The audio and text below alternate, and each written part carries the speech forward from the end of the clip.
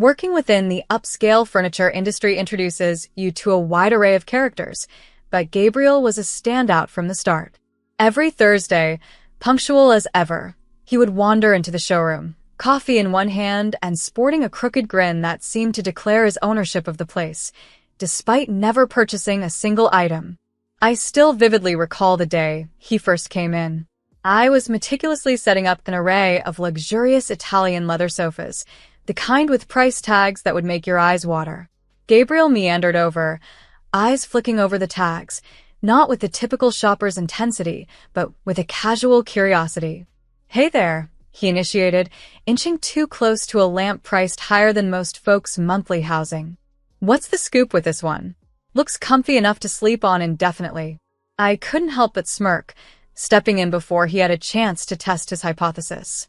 "It's handcrafted, top of the line. Certainly not intended for naps, though."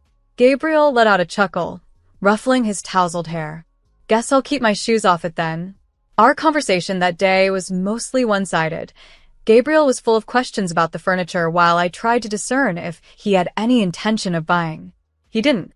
He left as casually as he arrived, promising to see me around. One particularly slow afternoon, Gabriel strolled in again with his characteristic nonchalance. The store was quiet, leaving me no escape from a prolonged chat. "So, Nora, do you ever tire of discussing sofas and tables all day?" he asked as I leaned against the counter, arms crossed. "It pays the bills," I replied. "Besides, it's not too bad. What about you? You're here often but never buy. Are you in the industry, or just enjoy teasing me?" His laughter echoed warmly. "I'm not here to tease. I just like the atmosphere, and, well, you're quite entertaining." That day, he lingered longer than usual. We delved into a myriad of topics, from music to mundane daily experiences. Each brought out lively opinions and colorful stories from him. When he finally left, he paused at the door.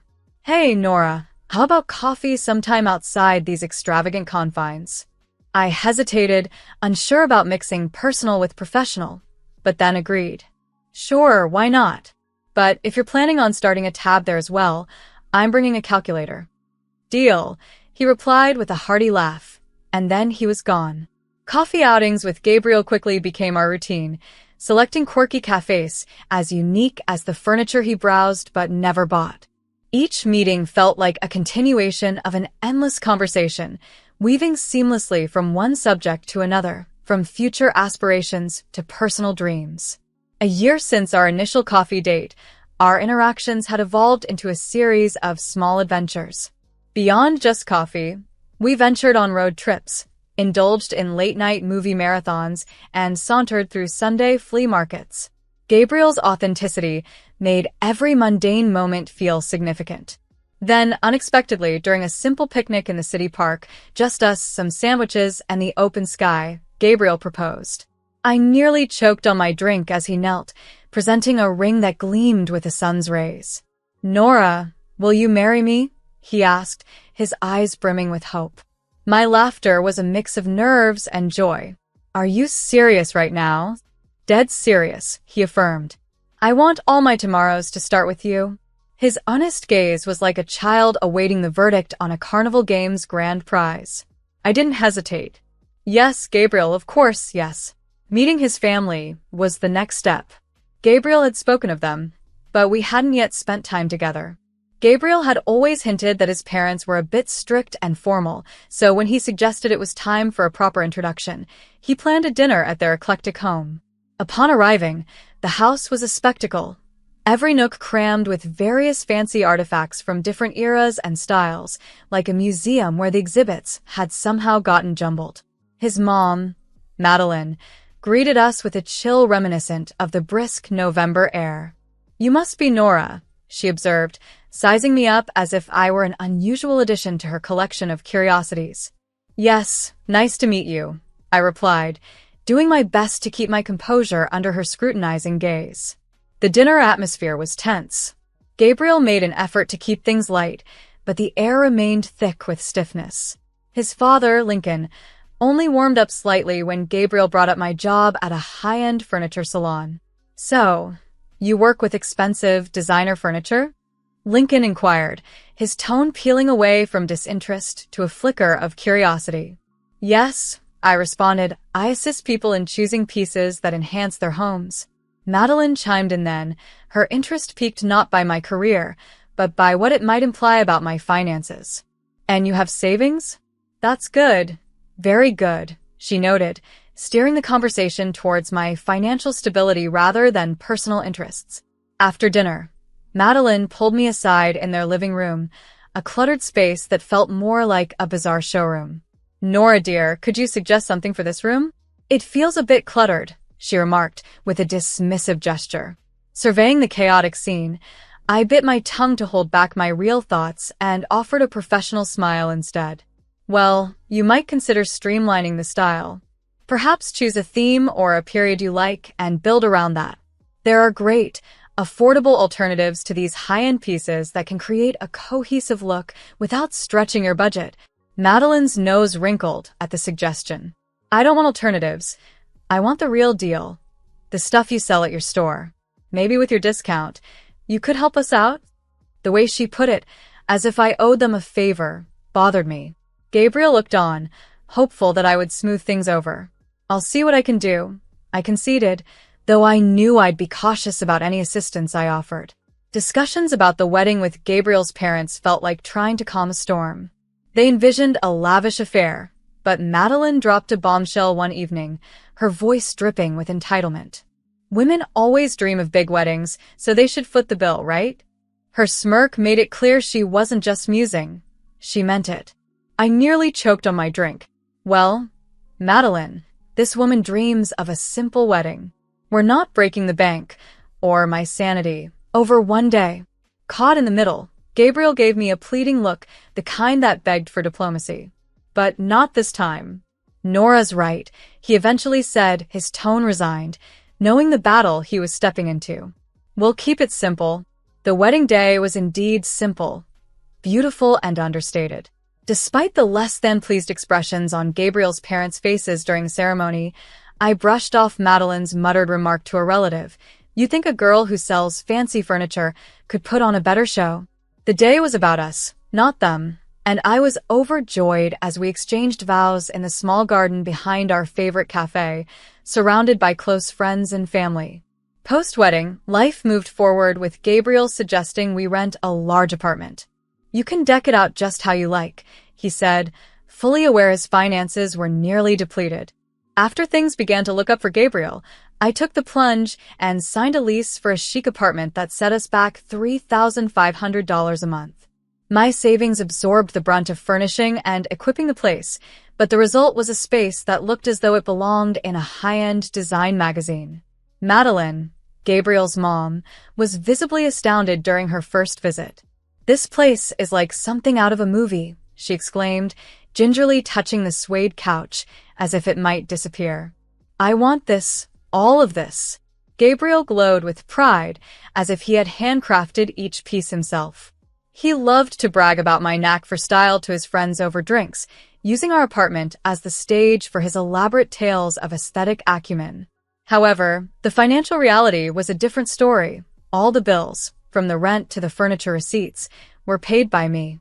During one of their visits, Madeline pulled me aside. Her tone was sweet yet sharp.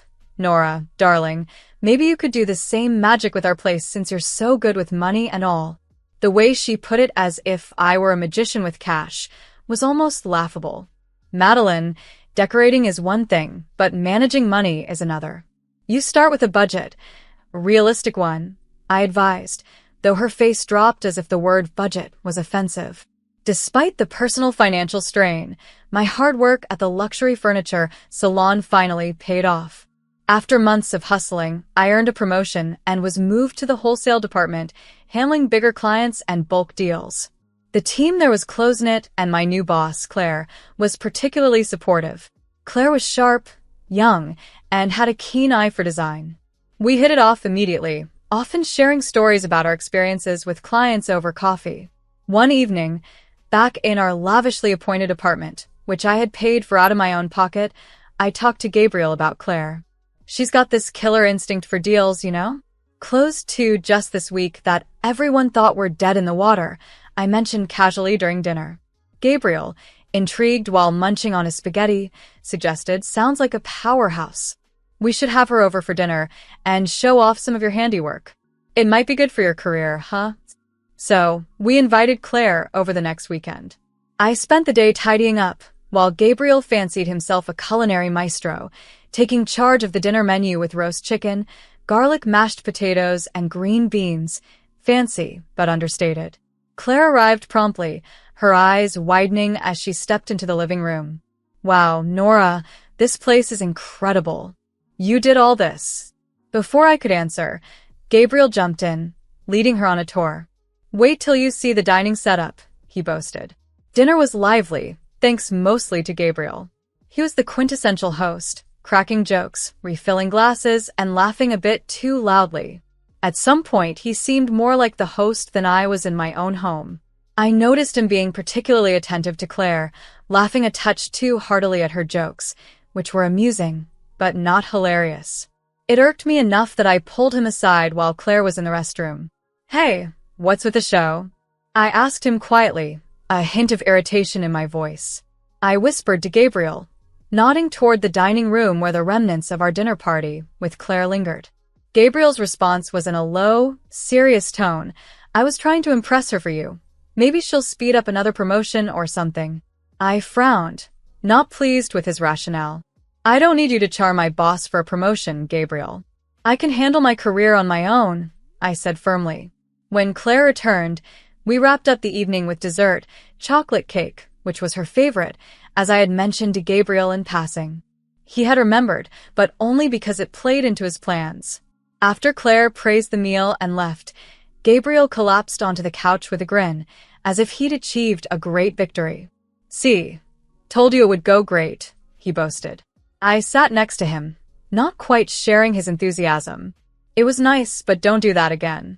"I don't need a show, just be yourself next time," I told him, feeling a mix of annoyance and disappointment.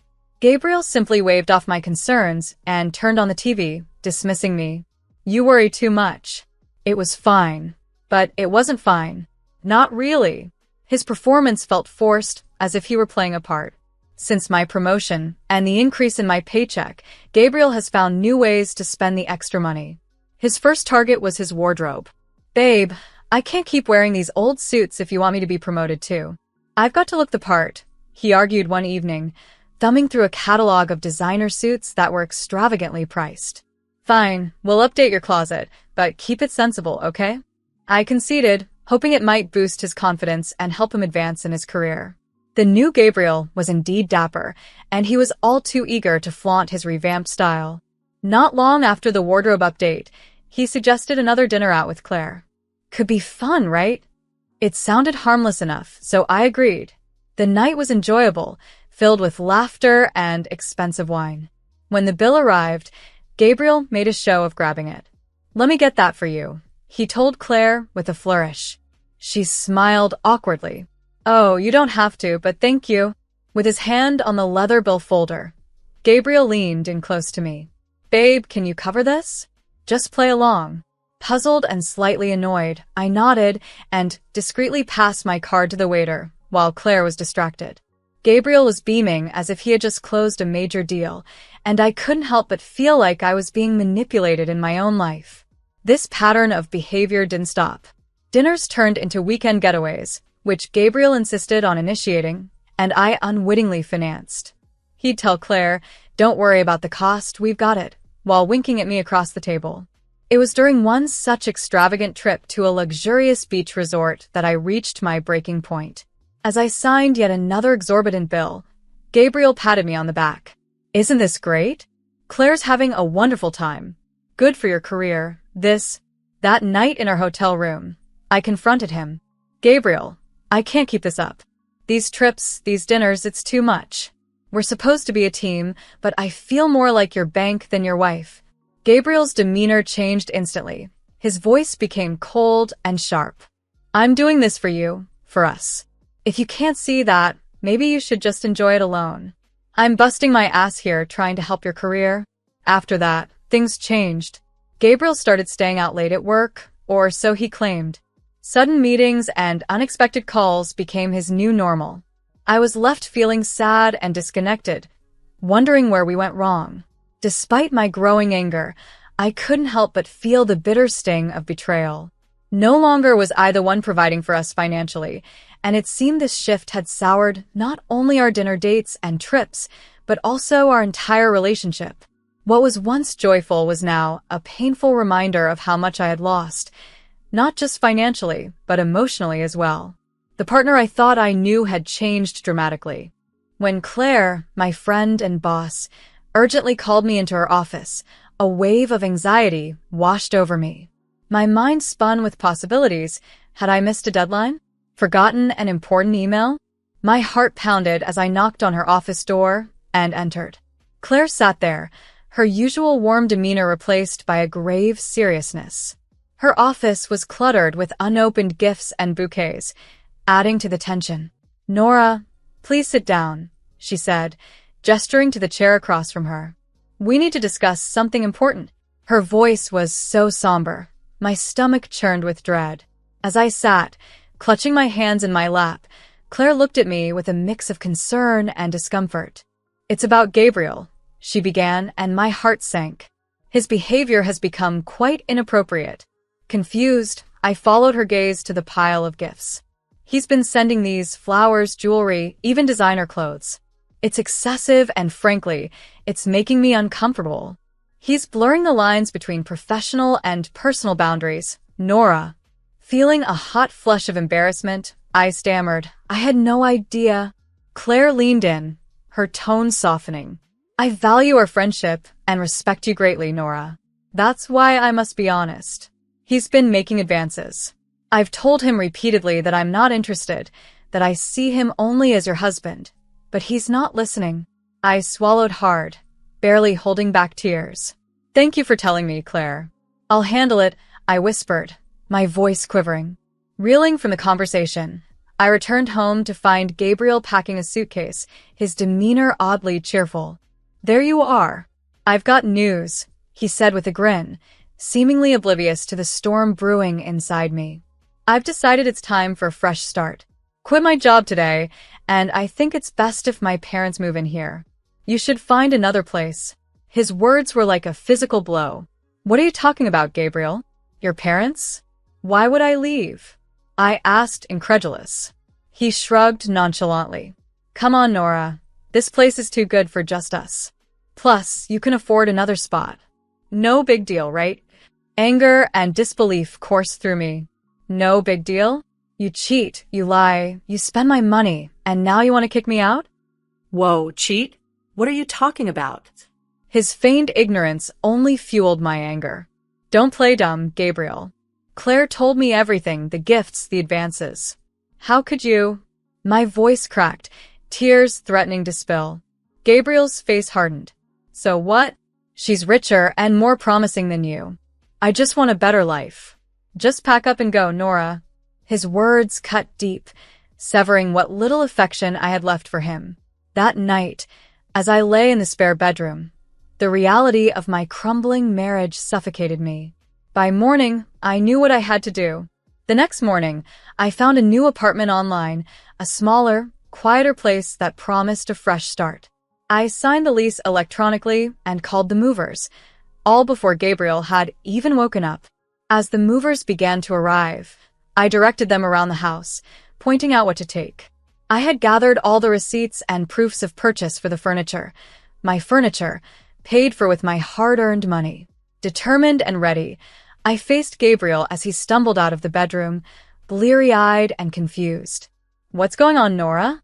Why are you taking the furniture?" I held up the folder stuffed with receipts. "Because it's mine," I declared, ready to reclaim my life and my independence. As I stood in the apartment, I firmly asserted my claim over the belongings being loaded onto the truck. "These are mine. I purchased them, so naturally, they're leaving with me," I explained. The movers continued their work as Gabriel watched, his initial protest dying in his throat when he saw the receipts in my hand confirming my ownership. Just then, Gabriel's parents arrived. His mother, Madeline, was visibly upset when she saw the movers transferring furniture out. Stop immediately. That's my furniture, she exclaimed. The movers hesitated, but at my reassuring nod, they carried on. Madeline, panicking, turned to Gabriel in desperation. How can we live here without furniture? What are we going to do? I couldn't suppress a chuckle. Oh, don't worry, Madeline. I'm sure Gabriel's new girlfriend will fill her place beautifully, I remarked, my words dripping with sarcasm. Madeline looked hopefully at her son, then despairingly around the now sparse apartment. And is your new boss going to replace all this? Will she take care of you now? She asked him. Shaking my head, I replied, Actually, I spoke to her yesterday. She wants nothing to do with either of you or Gabriel. She's even returning the ridiculous gifts he bought. Gabriel's face registered shock, embarrassment, and the dawning realization that his plans were falling apart. Madeline, furious, jabbed a finger at her son. You fool. We could have had a comfortable life here with Nora's support, and you've ruined it. Gabriel, now desperate, turned to me, his voice trembling. Nora, please, we can sort this out. Let's start over. I handed him an envelope containing the divorce papers. Starting over? This is where it begins, I said. My lawyer will be in touch. As I left the apartment, I didn't glance back. I was not just leaving behind a failing marriage and a deceitful husband, but also the old Nora who had endured too much. In my new, smaller apartment, every inch felt refreshingly mine.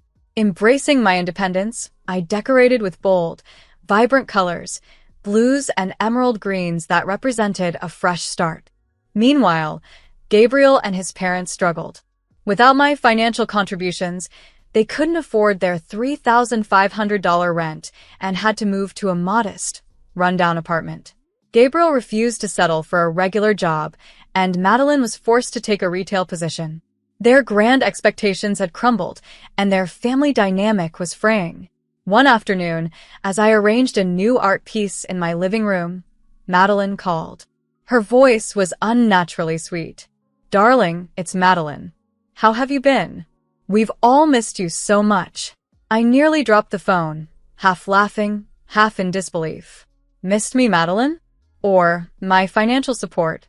Let me guess, you want me to return, to watch Gabriel chase after another unrealistic dream? As I financially supported everything, Madeline's plea for help was the last straw. No thanks, Madeline. You don't get it. We're family, she insisted, her voice tinged with desperation. I could only laugh at the irony. Family doesn't exploit each other, Madeline. Maybe it's time you tried standing on your own 2 feet. Without waiting for her reply, I hung up and blocked her number, effectively closing that chapter of my life for good. Now, removed from the turmoil of my past, my career was taking off spectacularly. Claire, my boss, had grown increasingly supportive, particularly impressed by how I'd managed my personal crises. Just last week, she'd hinted at a potential promotion, a move that would give me even greater control over my professional trajectory. It felt like the universe was finally aligning in my favor. One evening, as I sat in my newly decorated living room, I took a moment to appreciate how far I'd come. The space around me was a vibrant showcase of my style and essence, bold, bright colors and modern designs that mirrored my renewed spirit. I was expecting new friends over that night, colleagues who valued me for my talents and companionship, not for the financial benefits I could offer. The doorbell rang, snapping me out of my reverie. I opened the door to find smiling faces, their genuine warmth a stark contrast to the strained expressions I'd grown accustomed to in the past. We gathered around the sleek, modern dining table I had chosen, laughter and lively conversation filling the room. It was a joyful echo of the new chapter in my life, one filled with sincerity and mutual respect, far removed from the days of dependence and deceit.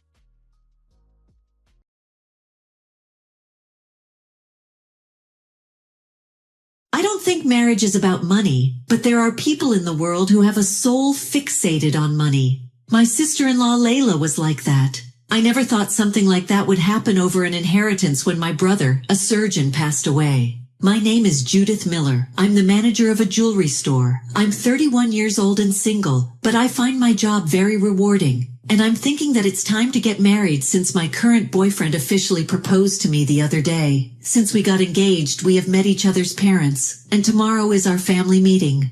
Not only our parents but also our siblings were supposed to come to the meeting. I have a brother who is 8 years older than me. My brother Jaden is a surgeon at a general hospital in New York and seems to have a good reputation. Moreover, my brother is what I, as a relative, would describe as a high-class man with a handsome face, especially considering our age difference. My brother has spoiled me and been kind to me since I was little. You are finally getting married.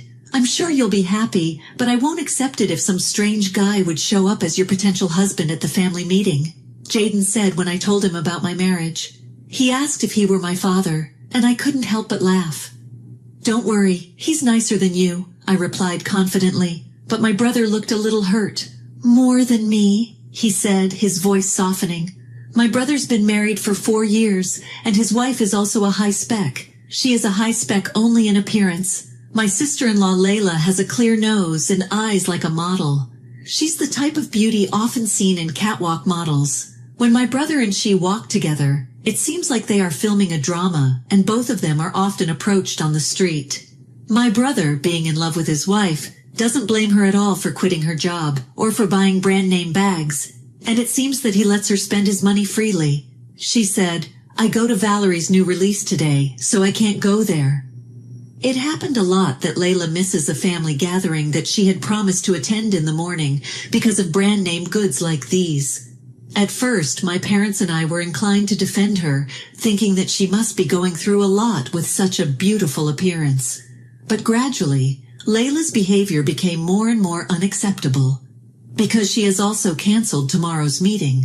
Of course, she was not planning to attend the meeting at first, because it is not a problem if blood relatives come, but as soon as she found out that the venue was the launch of a famous hotel, she said, I love afternoon tea at that hotel, so I will go to the meeting. If she wanted to go to afternoon tea so badly, she could have gone another day, but for some reason she decided to attend the meeting. Then canceled it the day before the meeting, even though we had already booked for the full number of guests. It's so rude. I don't have a problem if she doesn't attend, but I don't want to always be at her beck and call. I tried to tell my brother, but he was too soft on Layla, so he said, I'm really sorry for bothering you every time, and I'm going to ask her to listen to me. Besides, I'll be there tomorrow, he persuaded me. What I don't like is not only her selfishness, but also the way she makes my brother, who is a busy surgeon, apologize to everyone, take messages, and run errands for her. Layla became a full-time housewife after the marriage, but she does not do any housework because she hires house cleaners, and they mostly eat out. She's not busy, but her schedule is always dominated by branded bags and clothes. The next day the meeting went well, my boyfriend got approval, and all was well. There was a really nice feeling from the meeting, but it was short-lived. That evening, I got a call from Layla. When I reported that the dinner party had ended without incident, Layla suddenly started yelling at me. It doesn't matter, you don't have to answer anything I didn't ask you. Besides, where are my scones and macarons? She stated.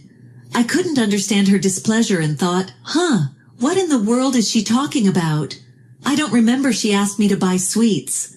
I was about to ask her what she was talking about, but she interrupted me. Are you listening to me? Don't tell me you didn't buy it. You really are not attentive. Jaden, you and your sister are all annoying, she rebuked. Well, I don't think I was asked to buy any snacks. I tried to answer her, but she was still making screeching noises over the phone. I told you that I love afternoon tea at that hotel, didn't I? Since I couldn't make it there, it's okay for you to bring me a souvenir, right? She was puzzled.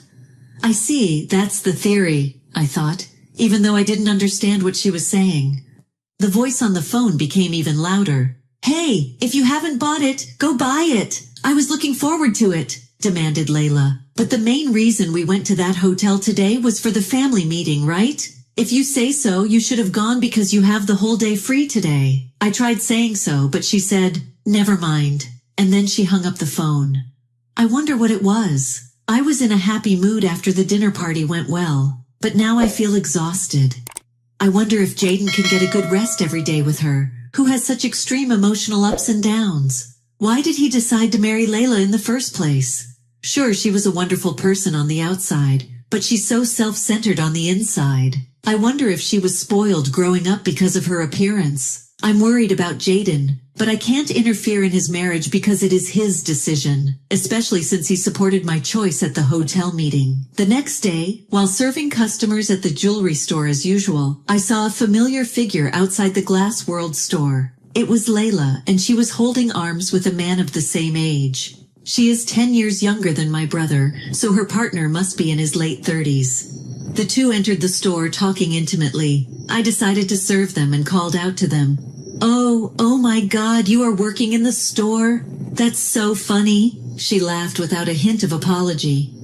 Who's the man over there? I asked her fearfully, but she simply replied, he's from my old modeling business. Even if they were all acquaintances, how is it possible for them to cross their arms when she is married? While I was perplexed, Layla leaned over to the glass display case and began to question me. Can you show me this diamond necklace and this one too? Can we get an employee discount here? And so on. She spoke to me in such a carefree manner that it made me uncomfortable that she was acting so brazen. So I explained to her while holding out the necklace that I could not offer any employee discounts. The truth is, I lied because I felt disgusted that the guy she was with might buy it for her. Layla became a little grumpy, but she picked out some accessories and bought 2 fancy necklaces with diamonds on them and left. As expected, the man paid the bill. What kind of relationship do those two really have? I was at a loss for words and hesitated, but decided to tell my brother what I saw today. When I called him at night, he seemed to be in a worse mood than usual. Jaden, what's wrong? I asked anxiously and added, you seem to be in a bad mood. I thought that maybe something had happened with Layla, but I didn't tell him about our meeting. No, I'm fine, Judith. You're getting married soon, right? Are you saving up a wedding fund? He inquired. I'm saving up. We're planning our wedding next year, and I was wondering if you and Layla would join us? I told him about the wedding without mentioning Layla, but his demeanor was hesitant. I wonder what was wrong. Judith, I have something to give you next time, so meet me at our parents' house. After saying that, he hung up the phone without hearing my reply. Maybe he was not feeling well. My brother, a surgeon, was most concerned about the health of others, but he always put his own health on the back burner. Jaden laughed and said it was an occupational hazard, but it was precisely because he was so busy that I was worried about him. I wonder if my brother is still having surgeries every day. I doubt I'll receive much help from Layla, his wife, who usually doesn't bother with him. Afterward, Jaden sent me a text telling me about a time to meet at our parents' house. When I contacted my parents, they received that email as well. When I went to my parents' house on that day, I found that my brother had already arrived. It had only been a few days since I saw him, but his complexion was worse than I had ever seen it before. Hey, what's wrong with your face? Haven't you been sleeping lately? I asked somewhat anxiously. My parents and I were worried and asked him about it, but all he said was that he was busy at work. I boldly told him in front of my parents what had been bothering me. The other day, Layla came to my store holding arms with a young man. Was that cheating? Jaden, are you being cheated on again? I questioned. Her cheating habit was nothing new. I've been aware of this for some time. I've been too busy with my work to give her much attention, my brother uttered calmly, but my parents were furious. Come to think of it, my father said, she decided to ignore today's meeting too. Of course, her absence was the reason I was able to bring this up. When I asked Jaden what was wrong with Layla, he said, Layla is not here today. That's why I asked you guys to come here. I have a favor to ask of everyone. Saying this with a serious face, my brother began to tell us something surprising. After finishing listening, we looked at each other and asked him, Jaden, is this true? Are you sure about that? No matter how many times we asked, his answer remained the same. 3 months later, my brother passed away. He had stomach cancer due to stress and overwork. No wonder. He had to work hard every day performing surgeries and working as a doctor on duty. But when he returned home, his wife was waiting for him, not only not doing housework but not even worrying about him. My brother knew exactly what was going on with his body. He had undergone a cruel examination because of his discomfort. He discovered the cancer and began treating it. I wish he had confessed earlier. Why did you keep it to yourself, Jaden? I cried at the funeral, filled with a sense of helplessness. Memories of my brother who supported me when I fell down and when I failed in my club class kept replaying in my mind. He left this world when he was still young, not even 40. I was sad and grieving and wondering what to do with this feeling. But there was one person who felt on top of things, and that person was, of course, Layla. Her beloved husband passed away, and she, on the day of his funeral, was still wearing the necklace she bought at my store. The necklace was a flashy necklace with diamonds and was not suitable for a funeral. Moreover, it was bought by another man. It is disgusting, unforgivable. I turned my sadness into anger and grabbed Layla. "What are you doing wearing such a thing? Don't you know how much my brother cared about you?" I asked, perplexed.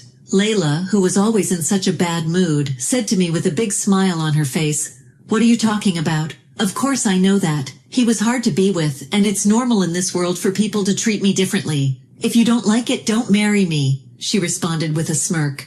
"Don't talk about my brother that way," I hissed through my teeth. Both my parents and I could barely keep our voices down.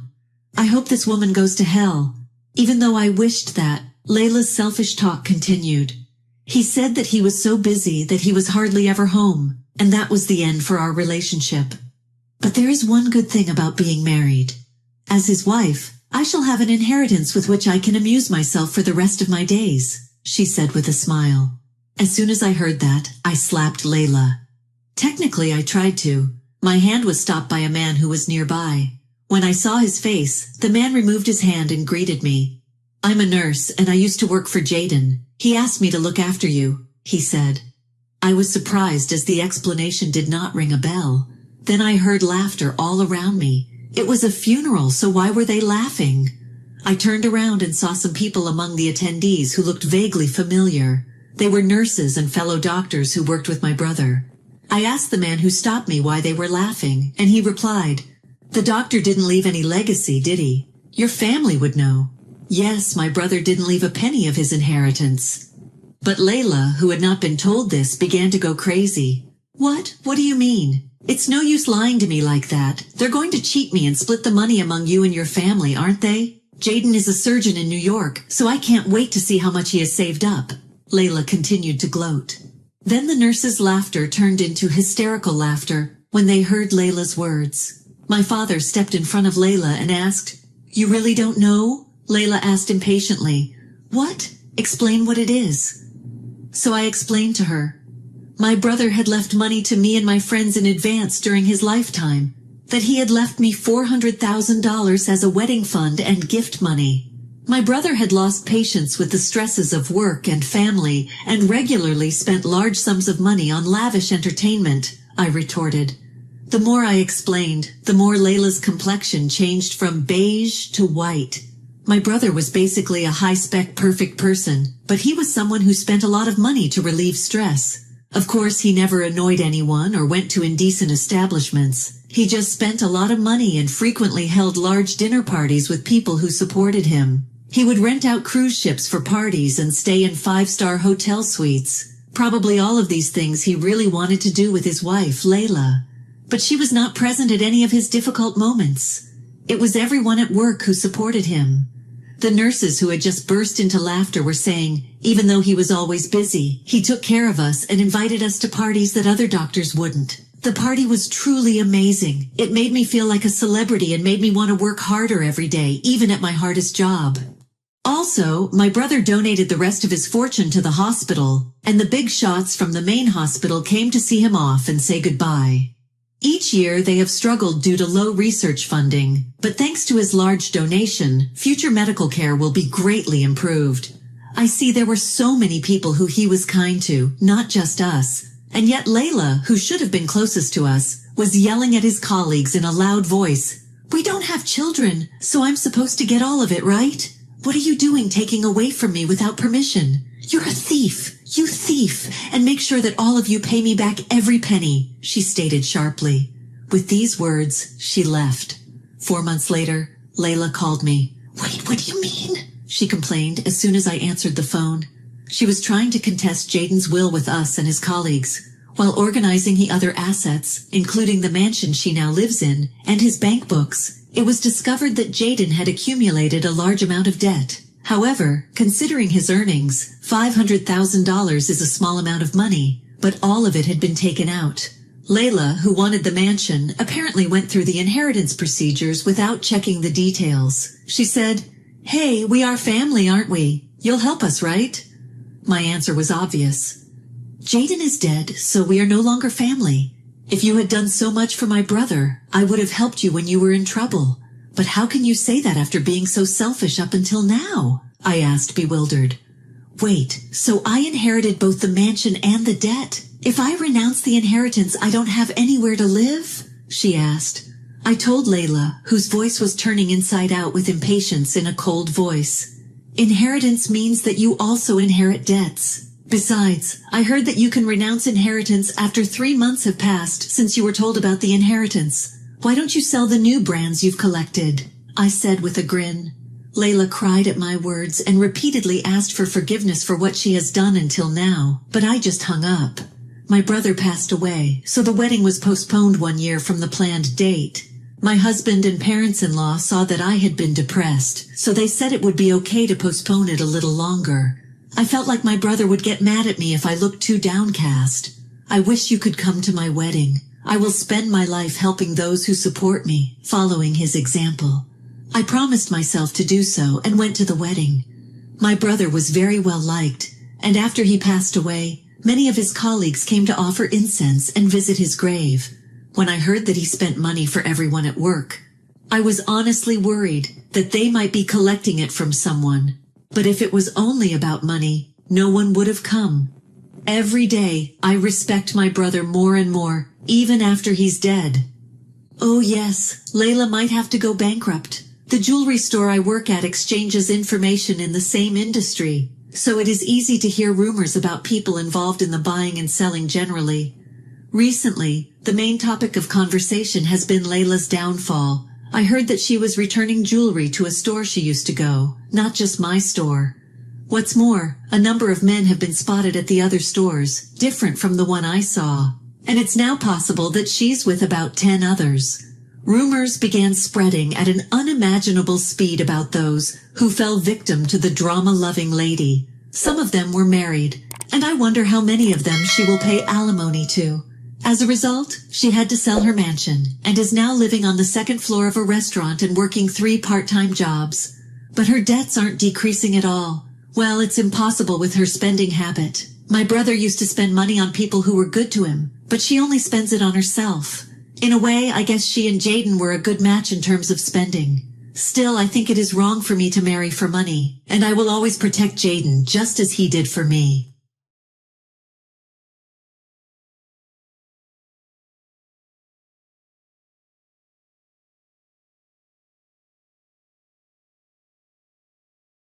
My name is Natalie. I am 41 years old, and I work for a construction company. I divorced my husband 2 years ago, and now live with my daughter near my parents' house. My daughter is currently a 16-year-old sophomore in high school.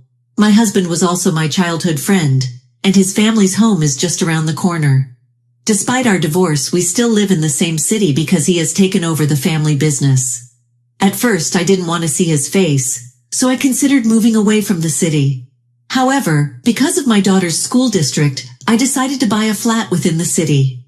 The reason for the divorce was my husband's immorality. Since the beginning of our marriage, we were both employed. We cooperated and shared household chores. My daughter had been in daycare since she was 3 months old. My husband took over his family's ironworks business, but the company was struggling, and he wasn't receiving a decent salary. We tried to negotiate with my in-laws several times, but their stance was always, "We can't give more because the company's performance is so bad," they said. Even so, we as a family had some financial struggles. We considered the possibility of my husband changing jobs. However, he always said, "I can't refuse if my parents ask for help," and he never actually took action. Half a year before the divorce, when my daughter started middle school, I was entrusted with a new project at work. I had opportunities to join projects before, but I repeatedly declined because our child was still young. That being said, my daughter was now in middle school. With the consent of my daughter and husband, I was able to take on the project. Doing so inevitably made it impossible to handle household chores as before. My work hours extended and even started to spill over into the next day. Amidst that, my daughter helped with household chores in my place and even cooked meals. My husband helped at first, but once he appreciated the benefits due to my absence, he gradually stopped doing household chores, let alone taking out the trash. Unaware of this, I was working my fingers to the bone every day. Then, 1 month before the divorce, my daughter said she wanted to talk to me and asked me to make some time for her immediately. That night I made it home at my usual time. And yeah, it's the time my husband usually comes home, but he's not here. When I asked my daughter, "Is Dad late today?" she replied, "It's always like this. He always comes home just before you do." I was stunned. I had been told by my husband that he's having dinner with our daughter every day since I always got home after 10 p.m. I had been relying on my husband for our daughter. Then my daughter started laying it all out for me. She told me, "Dad comes home drunk after 9 p.m. every night. I'm the only one who cooks dinner, and he always has his smartphone with him, calling and emailing someone all the time." I was shocked as this was all news to me, but I couldn't forgive myself for causing such distress to our daughter during her busy years in middle school. I apologized to my daughter for not noticing it sooner and told her to put everything on me from now on. Now how do I bring this up with my husband? Plus, I need to gather evidence. Just like solving work troubles, one issue after another comes to mind. My daughter was eager for me to gather evidence faster, telling me, "Mom, get a divorce quickly. It would be better without such a dad." My husband, who made our daughter feel and worry so much, was now my enemy. I promptly installed a tablet with GPS enabled in my husband's car. I continued as usual until the evidence for divorce was perfectly in place. A few days later, my husband went out saying he had to work on his day off. The GPS was working wonderfully.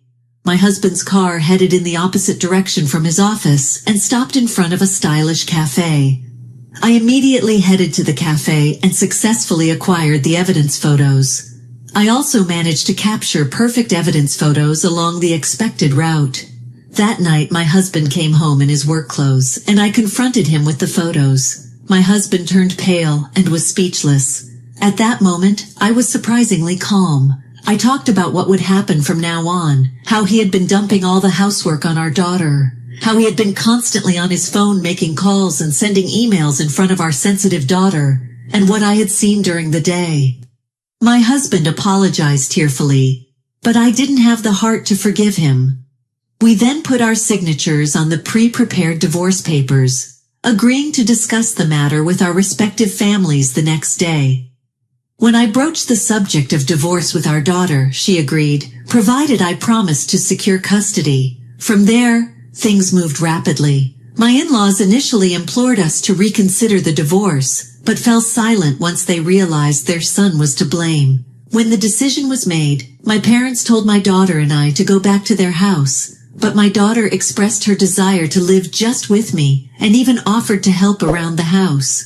So, we began looking for a new place together. We really wanted to find the right place that was close to her middle school, and pretty quickly found an incredibly stylish renovated apartment. Both of us agreed it was the one. I decided to buy that second-hand flat. Fortunately, I have a steady job, so we could afford it with payments similar to a monthly rent. My husband moved back to his parents' house. Life with my daughter after that was truly enjoyable. I was delighted to see how much she had grown, becoming not just my child, but also a friend with whom I could share anything. Several months later, during one of our busy but happy days, I received a call from my parents' house. "Listen, your ex-husband and his mother just showed up. They say they have something to discuss with you but can't get in touch. What should we do? Should we send them away?" my mother asked. I was surprised but decided to head over. I had blocked all forms of communication from my ex-husband, so the inability to reach me was my responsibility. It's a 5-minute drive to my parents' place, so I hurried right after receiving the call. When I arrived, my mother approached me with a wry smile. "I didn't expect him to come here with his mother. They seemed stressed about something. Your father and I have no clue what's going on. We were surprised," she concluded. I apologized and said, "I'll get them out of here as soon as possible," and walked into the house. In the living room, they were both seated politely. My father, assured of my presence, addressed them. "What brings you here? I can't imagine there's anything to discuss at this point. My ex-husband then spoke up. I had lent $20,000 to your daughter. I'd like it to be paid back, he stated.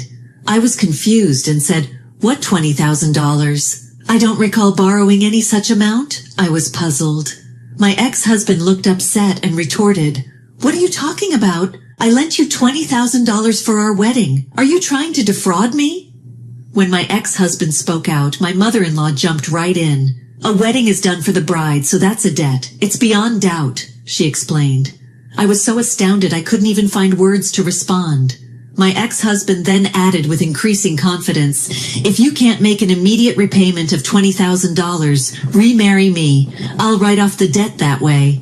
Saying so, he pulled out a marriage certificate. That's when my usually mild-mannered father, red in the face, burst out, are you all nuts or what? Since when is the cost of a wedding a debt? I've never heard such a ludicrous idea. Is it because you're broke and so desperate that your female brains are spinning? If you want to fight, we're more than ready. Bring it to court, he stated firmly, and with that, he tore the marriage certificate to shreds. I was shocked, but thanks to my father, I regained my composure. The cost of the wedding is a debt, you say? Then I suppose I should claim 15 years of living expenses for the man who could barely earn a decent living, much less than a high schooler with a part-time job. That $20,000 won't even begin to cover it. Are you prepared for that? I paused to let them digest what I had said and continued. And remarry? Sorry, but I don't want to see your face again. Please remarry your affair partner, I angrily suggested. Upon hearing that, my ex-husband, tears welling in his eyes, said, I lost contact with that woman shortly after. It was just a fling, so it's no big deal. My mother-in-law then chimed in, I don't think it's my son's fault about the affair. There's some responsibility on the part of those who only worked and didn't care about their home, she calmly accused. I could barely contain my laughter. Come on now, it's clearly your son who's in the wrong here. He did have an affair after all. Neglecting his home and having an affair is on him. Are you sure you're okay in the head? I said without calming down. My ex-husband, looking quite uncomfortable, then said, I want to start over, but I really need some money. Money, of course. I knew I was more financially stable than my ex-husband, and I knew about his spending habits. I sighed deeply. I'm sorry, but I can't fulfill your request. This is not a bank or a payday loan service. If you're broke, you'll have to live frugally. Please leave. Then my mother-in-law said, then how about $10,000 or even $5,000 would do? Just lend us some money. Our business has been going downhill and we're really struggling. As I was about to refuse, my father chimed in. Hey, honey, could you pack up some leftovers for 3 people? He asked my mom, looking at her with a warm smile, and she gladly got to work. My father continued, the best we can do for you is this. We've always taught our daughter to help those in need, but that doesn't mean we expect her to become a puppet to their whims. It means offering genuine help. We believe Natalie has grown into a strong, responsible adult. Please take home a meal made with pride by my lovely wife today. And from this day forward, please stay out of our family's life, my dad finished. With that, he opened the front door, ushering them out. My ex-husband and mother-in-law took the packaged dinner my mother prepared and quickly left. Once they were gone, my parents and I exchanged glances. I couldn't help but laugh and say, what was that? It was so absurd, I can't believe it. It felt like we stepped into a TV drama or something. My father responded, well, it was definitely more entertaining than a lousy drama, but I'm really proud of you, Natalie. You've grown so strong. My mother also chimed in. You really have grown strong. I'm surprised and proud. And what a sight that was. I put all the dinner in their take-home boxes. What are we going to do now? She said with a laugh.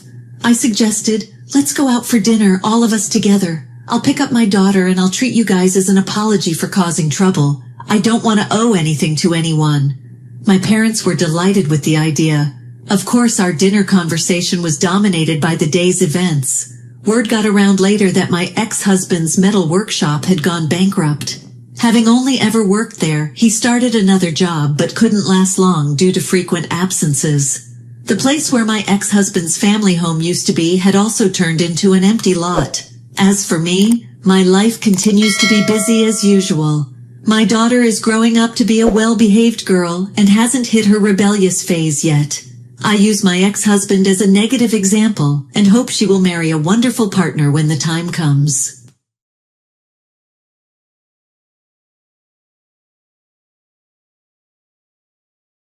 My name is Chloe and I'm 35 years old. I used to work at the same company as my husband, but a few years ago at his request, I became a full-time housewife. Our family consists of me, my husband, our son, and my mother-in-law. A few years ago, when my father-in-law passed away, my mother-in-law started living with us. My relationship with my husband was good, and he's a great father who played with our son on weekends. However, things changed after my mother-in-law moved in. Since my mother-in-law started living with us, my husband has completely changed. It's like he's become a different person. His duties remain the same, but he doesn't help me around the house anymore, which he used to do before. The amount of time he spent playing with our son on weekends gradually decreased. I want to go to the park, my son would say. Daddy is tired from work, so go to the park with Mommy, my husband would respond. He says he's tired, but he plays games at home. Where did my previous husband go? Both my son and I were perplexed by my husband's sudden change. One day, by chance, I discovered the cause. I went out for shopping but realized I had forgotten my wallet, so I headed back home. Then I heard my mother-in-law's voice from the living room. You are the breadwinner of the family, so you don't have to do anything. Just let your wife handle it, she stated. What? What did she just say? I stopped in front of the living room, frozen in place. Did she say he doesn't have to do anything as the breadwinner? Let your wife handle it?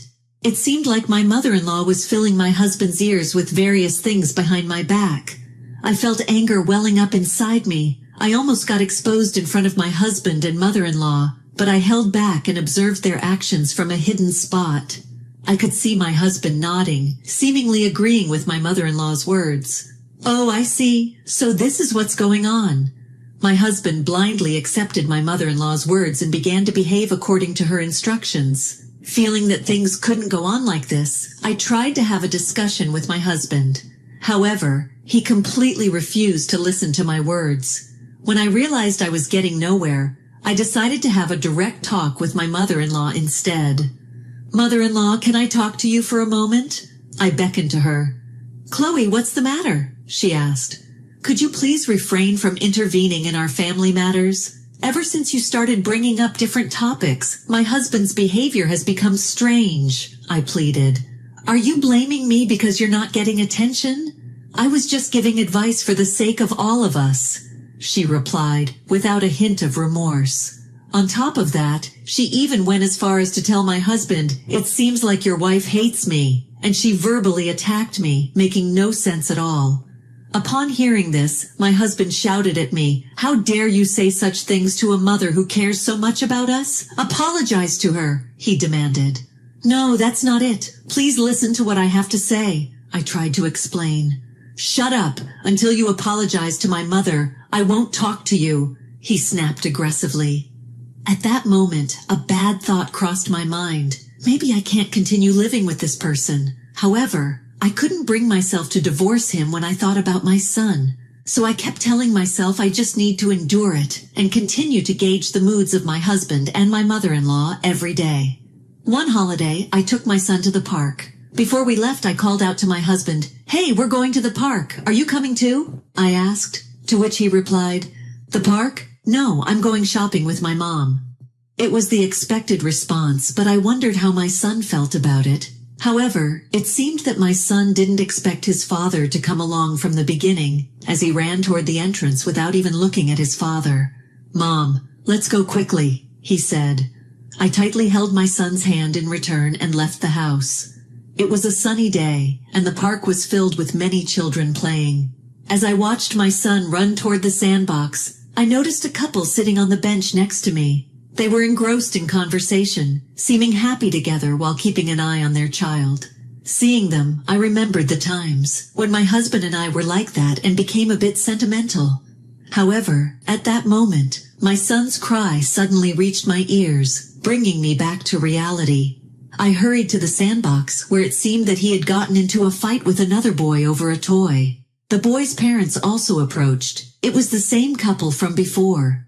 Amidst the other watchful eyes, it seemed that the children had resolved their issue and agreed to take turns with the toy. As I was about to return to the bench where I had been sitting earlier, I made eye contact with the boy's mother. Reflexively, we nodded at each other and simultaneously exclaimed, "Oh!" To my surprise, the boy's mother turned out to be my former senior colleague from the company I used to work for. It took me a moment to recognize her, as we had been close enough for her to be invited to my wedding. I had not expected such an encounter, and feelings of nostalgia and joy awakened in me. It seemed that my colleague felt the same way, and naturally we started chatting, with her husband joining the conversation. The conversation paused, and my former colleague's husband asked, "Is your husband working today?" "Oh, well..." I couldn't answer the question immediately and tried to dodge the question. "My husband is out shopping with my mother-in-law," I replied. "He's a funny husband, isn't he?" He responded with a smile, but my former colleague stared at me intensely. "Yeah, well," was all I could manage to say. Seeing my predicament, my former colleague took out her wallet from her bag. "Hey, there's a vending machine over there. Could you buy drinks for the kids with this?" she questioned her husband. "Sure, I'll go get some for everyone too. What would you like?" he responded. "Oh, no thanks, but you don't need to carry so much. Just the drinks for the kids will be fine," she uttered. With a smile, my former colleague sent her husband off, and then turned to me with a serious expression. "Hey, I'm just wondering, are things not going well with your husband?" she inquired. "Haha, was it that obvious on my face?" I replied. She was a close colleague from the past, so thinking it would be pointless to hide it, I candidly said. She nodded with a wry smile. "Chloe, you've always been easy to read, and there's something both Chloe'd me too. I actually saw someone who looked like your husband earlier with another woman. I happen to know that person too, so I think it was him," she added. I was dumbfounded by my colleague's words. Was my husband meeting another woman? And he even lied about going shopping with my mother-in-law. My mind went blank. Without even saying proper goodbyes, I promised my colleague that I would contact her later, and returned home. I felt like I needed to make sure of that as soon as possible. I told my son to wait outside the house and quietly opened the front door. After making sure my mother-in-law's shoes were at the entrance, I carefully closed the door. I called my husband, making sure my son couldn't hear. The phone rang multiple times. It felt like an eternity, but I patiently waited. Finally, my husband answered. "Hello," he said. I could hear the department store announcement through the phone. "Our son wants to play a bit more. Is it okay to let him play a bit longer, or should we meet up somewhere and have lunch together?" I inquired innocently, pretending not to know anything. "No, let our son play a little longer. My mother and I will have lunch here," he responded, sounding bitter. "I see. Then I'll let him play longer. Say hello to my mother-in-law for me," I concluded. "Yeah, okay," he uttered. My husband seemed relieved and was about to hang up when I briefly heard a woman's voice calling his name. Before I could say anything, the call was disconnected. Now I was certain my husband was with another woman. Not only did he neglect his family, but he was also cheating. Despite my mind going blank with anger toward my husband, I pretended to be calm so that my son wouldn't notice and entered a nearby family restaurant. After finishing our lunch and returning home, as expected, my husband hadn't come back yet. I acted as if I didn't know anything and spoke to my mother-in-law. "Are you the only one here? Where's my husband?" I got tired from working, so I came home first. "I asked my son to take care of the last of the shopping," she replied. "I see," I said. Once I was out of my mother-in-law's sight, I observed her from a hidden spot. She had a relieved look on her face, and it looked like she had decided to use her smartphone discreetly. She was probably contacting my husband. Both of them were such worthless people. My feelings toward my husband and even towards my mother-in-law were filled with anger. It was astonishing how my emotions toward them had become so cold. They didn't do any housework, didn't bother to pay attention to our son properly. And to top it off, my husband was cheating with my mother-in-law's help. Lately, my husband has been coming home later, claiming that he's busy with work. When he returned, he visibly displayed his exhaustion, and my mother-in-law offered him words of consolation. Watching them both with disdain, I found it pointless to say anything. They probably didn't even realize I was aware of their behavior. Perhaps they thought of me as an oblivious wife. My mother-in-law had become audacious enough to make sarcastic remarks like, "What a terrible wife you are, not showing any concerns for your exhausted husband." She even goes as far as spouting nonsense like, "While my son is away, I'm being exploited by my daughter-in-law." And my husband, not wanting to contradict, joins in and betrayed me. "You are such a spiteful wife. I never thought you were capable of this. I shouldn't have married you. I was deceived," he stated. Deceived? That's my line. I wanted to retort with those words many times, but each time I suppressed the urge and remained silent. Ignoring whatever my mother-in-law and husband said, my independent attitude seemed to irritate them even more, leading to their verbal abuse escalating. They even started hurling insults in front of our son. At the moment when I thought I couldn't take it anymore, my son unexpectedly took action. "I hate the mean grandma who's mean to mommy. I hate daddy too." My husband and mother-in-law were left confounded by our usually quiet son's words, but quickly regained their composure and turned red with anger. "You brainwashed this kid in a way by taking advantage of him."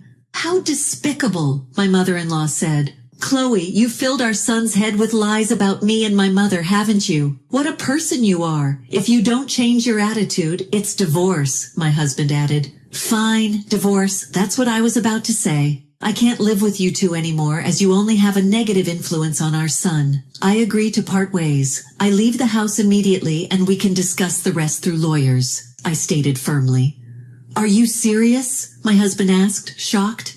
"Yes, and by the way, I have evidence of your infidelity. Please make sure you pay child support properly," I continued. What are you saying, cheating?" he stammered. "The other day I ran into a former colleague from my previous workplace. They mentioned seeing you with another woman. It seems to be a topic of gossip at the company. I hope you can continue working as usual. I know that your mother was involved as well," I added. I had nothing to do with it. It's all my son's doing," she tried to pull away. "Mom, why are you saying that now?" My husband was puzzled. Ignoring the pair, I continued, "Also, I have recordings of the verbal abuse you and your mother have spewed over the past 2 years. I've sent them to my lawyer." As I unleashed all my pent-up frustration, both my husband and mother-in-law's red faces turned pale, and they fell silent. Ignoring my speechless husband, I gathered the belongings I had prepared for this day, and left for my parents' house with my son. My biggest concern was my son, but when I explained to him that we'd be living separately from his father and grandmother from now on, he understood without objection. It seemed like he had noticed how disliked I was by my husband and mother-in-law. "As long as Mommy is here, it's fine, even without Daddy and Grandma," my son said. Saying that, my son embraced me, and I held him tightly with all my strength. It was because of these words that I could overcome the hardships that followed. I went through a lot and ended up getting rehired at my former workplace. My husband and the other woman worked with me at the same company, but in different departments, so honestly, when I heard about the job offer from my senior, I was planning to decline. However, not only did my senior reach out to me, but my former boss also contacted me directly. "Your ex-husband and the other woman couldn't bear the gossip anymore and resigned. Chloe, you're capable in your work, and there are many voices within the department hoping for your return. If you're okay with it, why not come back?" he asked. I was torn, but I decided to choose the path of working as a regular employee. Consider Chloe the future for the sake of my son. I don't know what happened to my ex-husband and the other woman after they became unemployed. I have no interest in what happened to my mother-in-law either. However, my ex-husband and mother-in-law contacted me for a while. The content ranged from hoping for reconciliation to threatening me with various consequences if I didn't respond. It was all nonsense, and I truly believe it was the right decision to cut ties with these two. I didn't want any further involvement with them, so I decided not to respond to their messages and left everything to my lawyer. My son and I are now enjoying days filled with smiles. I strive to make this choice the best for me and my son in the future.